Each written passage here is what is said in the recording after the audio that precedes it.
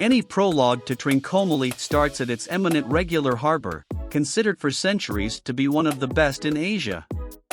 It was utilized as an exchange port throughout the Anuradhapura and Polonnaruwa periods. Trincomalee is situated on Sri Lanka's northeastern coast. Extending either side of a thin peninsula, it is flanked by probably the most ideal white sand seashores in Sri Lanka. Trincomalee is a 2-hour drive from Anuradhapura, in Sri Lanka's social triangle, and 265 kilometers from Colombo. You can likewise fly into Trincomalee's homegrown air terminal. Marble Beach. Trincomalee's seashores are known as the absolute most lovely in Sri Lanka. Be welcomed by powdered delicate sand lapped by clear water and a setting of crackly-leafed sugar palms. Every one of Trincomalee's seashores has its appeal. Marble Beach, otherwise called Marble Narrows, is one of the wonderful seashores in Trincomalee. Show to the flying core, there is a hotel and cafe at the north finish of the Bay of Marble Beach. Invest your energy at the south finish of the ocean side in the gorgeous emerald water and partake in the peaceful region. Not at all like different seashores at Trincomalee, this is a protected strait with a hedge down to the water edge with great swimming and swimming open doors. There is likewise loads of natural life nearby. You could get the opportunity to see monkeys and peacocks. What's more, if you will swim, schools of splendidly hued fish swim around.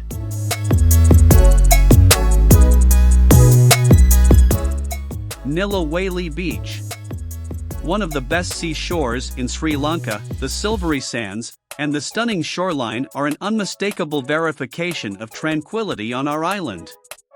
It is novel to such an extent that the inclination you experience when you see it is special itself.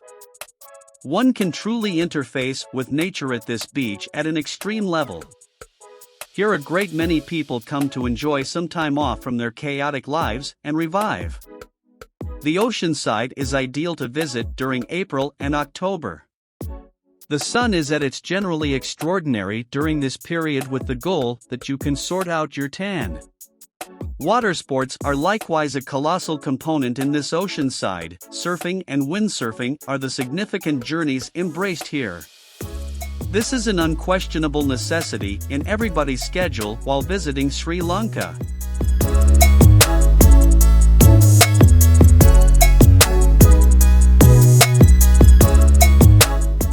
Pigeons Island. Pigeon Island Public Park comprises 2 little islands off the east coast north of Trincomalee.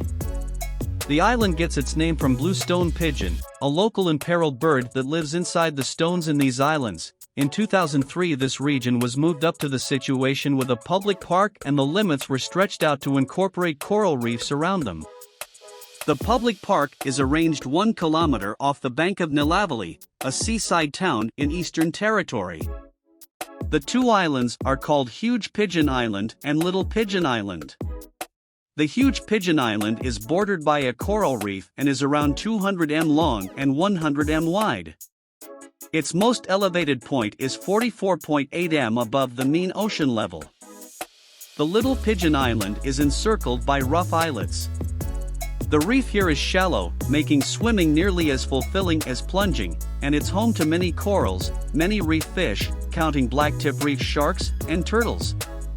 This is an optimal spot to go through your day under the shade of a tree or on the powder-like white sand. The new flood of the travel industry has fairly harmed the corals in the shallow regions by stomping on them while washing.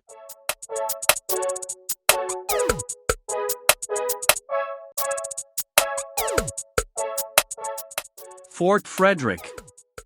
If you can tear yourself away from Trincomalee's seashores, we strongly prescribe a visit to Stronghold Frederick and the Canesweran Sanctuary. Post-Frederick traces back to the Portuguese time frame in Sri Lanka, yet numerous structures were remade or updated by the Dutch, and later, the English. A large portion of the post is involved by the Sri Lankan military. Anyway, you can investigate the old stronghold and respect a significant number of its most memorable structures by walking. Pay special attention to the Georgian period Wellesley House. Konchwaram Koval. Roost 400 feet over the ocean, at the southern limit of the promontory that isolates the internal from the external Trincomalee harbor, lies a superb sanctuary devoted to ruler Shiva, one of just 5 such sanctuaries in Sri Lanka. Alluded to by European scholars of the 18th and 19th hundreds of years as the sanctuary of 1,000 support points, it is a consecrated ground for Hindu fans. The sanctuary sits noticeably in Post Frederick on Swami Rock, a projection flaunting staggering perspectives over Trincomalee Harbor. Assuming you're visiting the sanctuary, we'd suggest wearing, or bringing, socks and covering your knees and shoulders.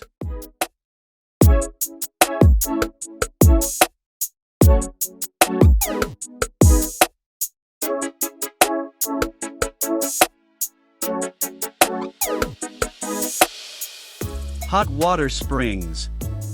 Kaniya Natural Aquifers is a site with high-temp water wells situated in the Eastern Territory, Trincomalee locale of Sri Lanka.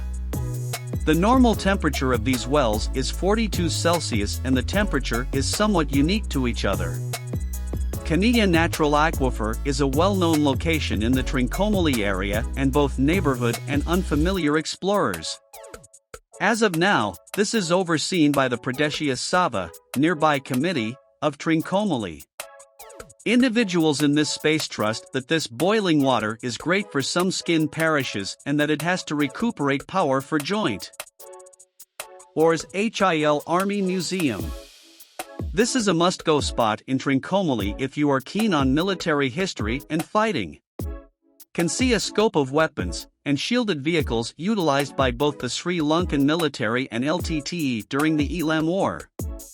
The drive going there is an extremely panoramic detour where you can investigate the inlet and harbor.